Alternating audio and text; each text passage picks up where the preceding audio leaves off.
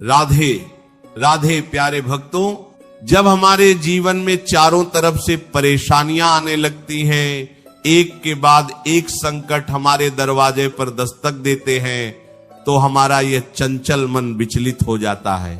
हम रोने लगते हैं, चिल्लाने लगते हैं और उस विधाता से शिकायत करने लगते हैं कि हे प्रभु, आखिरकार मैंने ऐसा क्या पाप किया था जो तुम मुझे इतनी बड़ी सजा दे रहे हो? मैं तो रोज तुम्हारी पूजा करता हूं, तुम्हारा नाम लेता हूं, फिर मेरे ही हिस्से में इतने सारे कष्ट क्यों आए? लेकिन प्यारे भक्तों, आज इस सत्य को अपने हृदय की गहराइयों में उतार लो कि संसार की नजरों में जो दुख है, जो विपत्ति है, वो मेरे बांके बिहारी की अदालत में एक बहुत बड़ा पुरस्कार है। भगवान हर अहरे गहरे इंसान को कष्ट नहीं देते, वो परीक्षा भी उसी की लेते हैं जिसे वो संसार के इस दलदल से निकालकर अपने धाम का सबसे अनमोल रत्न बनाना चाहते हैं। अगर आपके जीवन में भी भारी संकट चल रहे हैं तो निराश होने के बजाय ये समझ लो कि आप उस परमपिता परमात्मा की नजरों में बहुत विशेष हो। हमारे संतों ने, हमारे शास्त्रों ने और ठाकुर जी की लीलाओं ने यह साबित किया है कि भाग्यशाली हैं वो लोग जिन्हें जीवन में ये 5 कष्ट मिलते हैं, क्योंकि ये कष्ट नहीं बल्कि साक्षात ईश्वर की करुणा का प्रसाद है। पहला कष्ट जो केवल भाग्यशाली आत्माओं को ही मिलता है वह है अपनों से मिलने वाला घोर तिरस्कार, धोखा और अपमान। जब आप किसी इंसान को अपनी जिंदगी से भी ज्यादा चाहने लगते हो, उसके लिए अपना सब कुछ दांव पर लगा देते हो और बदले में वही इंसान आपको लात मार देता है, आपकी भावनाओं का मजाक उड़ाता है या आपको बेइज्जत करके बीच राह में छोड़ देता है, तो उस समय सीने में जो दर्द होता है वो असहनीय होता है। इंसान अंदर से पूरी तरह टूट जाता है। लेकिन जरा ठंडे दिमाग से सोचो, ये धोखा क्या वाकई बुरा है? नहीं, ये मेरे प्रभु की शल्य चिकित्सा है।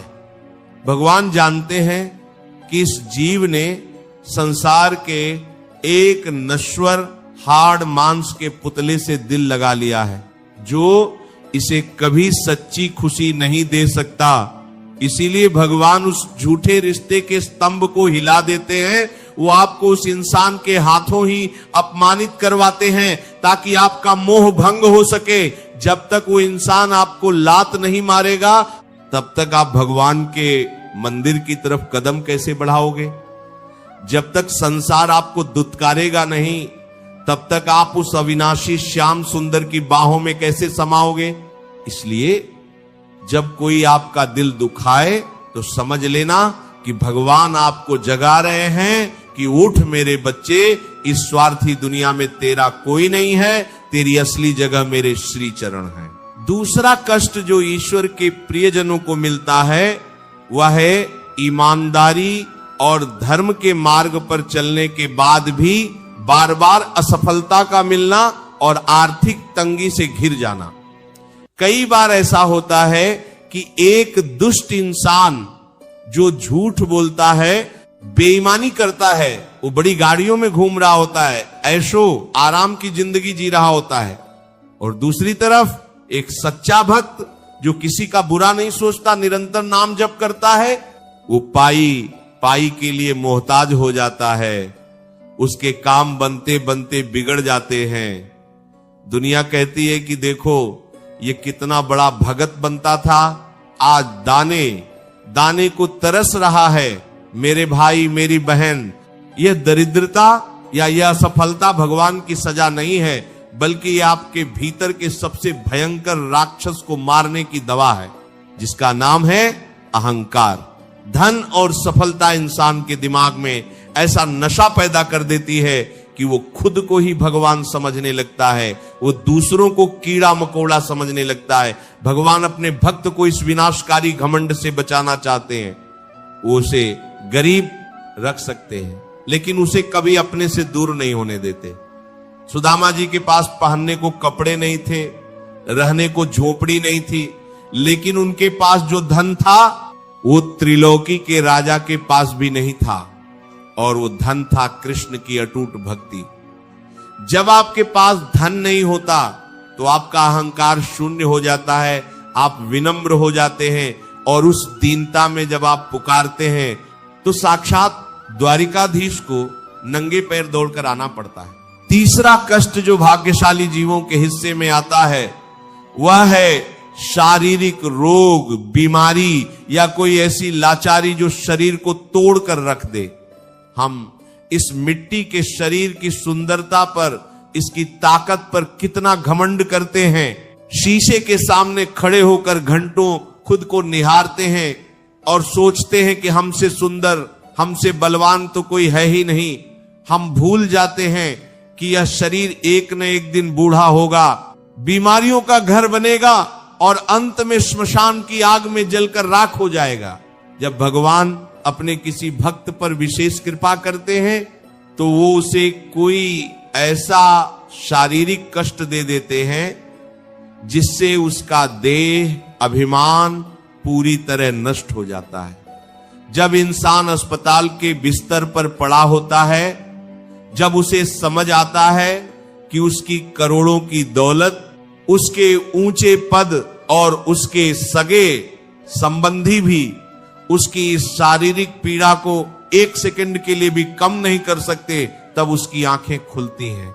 उसे समझ आता है कि मैं ये शरीर नहीं हूं, मैं तो एक आत्मा हूं और मेरा असली मालिक वो ईश्वर है। बीमारी के उस दौर में जब इंसान दर्द से कराहता है तो उसकी हर एक सांस के साथ जो राधे राधे या हे नाथ निकलता है वो उसकी आत्मा को इतना पवित्र कर देता है कि जन्म जन्म के संचित पाप कर्म पल भर में जलकर भस्म हो जाते हैं। शारीरिक कष्ट इंसान को वैराग्य की तरफ ले जाता है जो मुक्ति का द्वार है।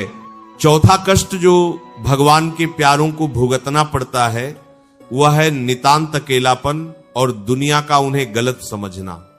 एक ऐसा समय आता है जब आपके अपने परिवार वाले, आपके दोस्त, आपके समाज के लोग आपके खिलाफ हो जाते हैं। आप कितना भी सही करने की कोशिश करें, लोग आपके सीधेपन का गलत मतलब निकालते हैं। आपको चारों तरफ से अकेला कर दिया जाता है।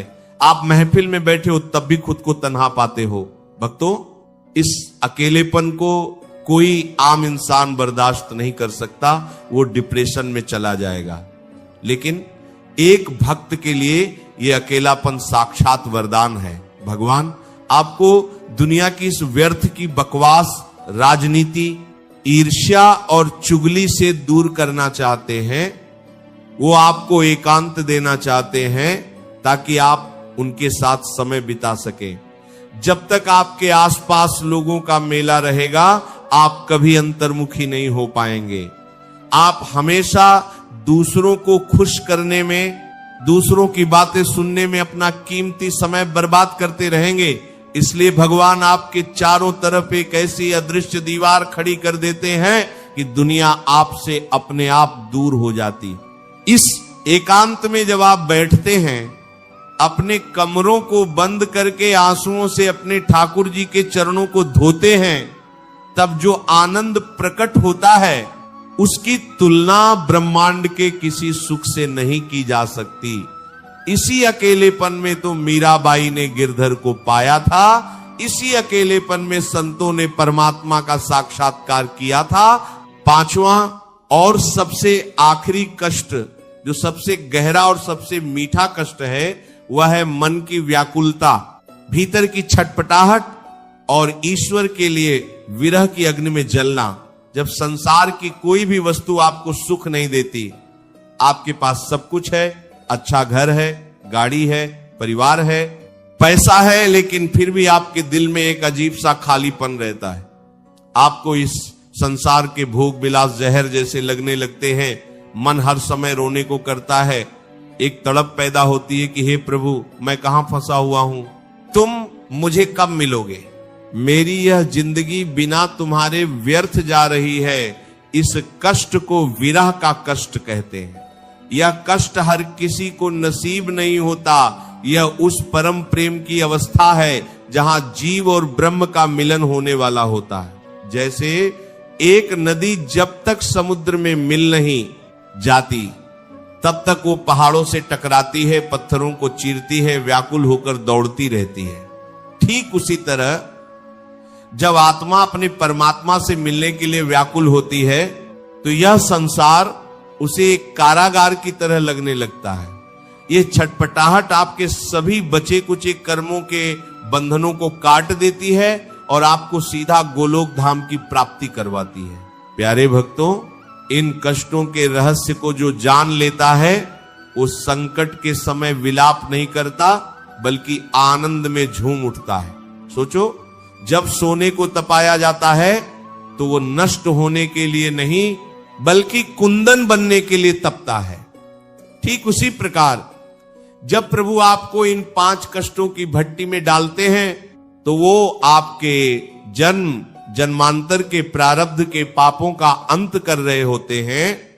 साधारण मनुष्य सुख की कामना करता है क्योंकि वह केवल इस क्षणभंगुर संसार को देखता है, लेकिन एक सच्चा भक्त जानता है कि अनुकूलता यानी सुख इंसान को प्रमाद में डाल देता है, भगवान से दूर कर देता है, जबकि प्रतिकूलता यानी दुख इंसान को हर पल ईश्वर की शरण में रखता है।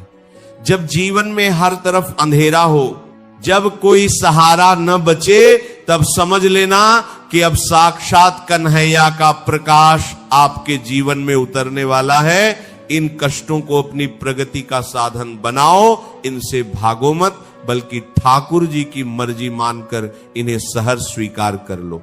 इसलिए मेरे प्यारे भक्तों, जीवन में जब भी इन 5 कष्टों में से कोई भी कष्ट आपके सामने आए तो हिम्मत मत हारना, डरना मत, घबराना मत और कभी उस सांवरिया पर से अपना विश्वास मत उठने देना।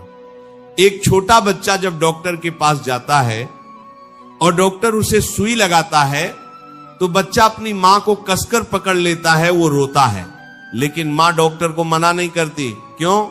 क्योंकि मां जानती है कि यह सुई इस बच्चे के भले के लिए है, इसकी बीमारी को ठीक करने के लिए। मेरा ठाकुर भी वही परम दयालु मां है। वो जब आपको कष्टों की सुई चुभाता है तो वो आपके भले के लिए ही होता है। धैर्य रखो। धैर्य एक सच्चे वैष्णव का सबसे बड़ा आभूषण है। अपने मुख को हमेशा भगवान के नाम से पवित्र रखो, चाहे परिस्थिति कितनी भी विपरीत क्यों ना हो। उठते बैठते सोते जागते निरंतर राधे राधे राधे राधे का जाप करते रहो। यह नाम जप वो महा औषधि है जो बड़े से बड़े कष्ट के जहर को भी अमृत में बदल देगी। जब आप पूरी तरह से भगवान के शरणागत हो जाते हैं तो दुनिया का कोई भी दुख आपको हिला नहीं सकता। आप इस संसार के समुद्र को एक गाय के खुर के समान आसानी से पार कर जाएंगे और जीवन के असली परमानंद को प्राप्त कर लेंगे। अगर ये वीडियो आपको अच्छा लगा हो तो वीडियो को लाइक करके चैनल को सब्सक्राइब जरूर करें और कमेंट में राधे राधे जरूर लिखें। ये वीडियो अपने दोस्तों परिवारजनों के साथ शेयर जरूर करें। मिलते हैं किसी और वीडियो में, तब तक के लिए राधे राधे। जय श्री कृष्ण।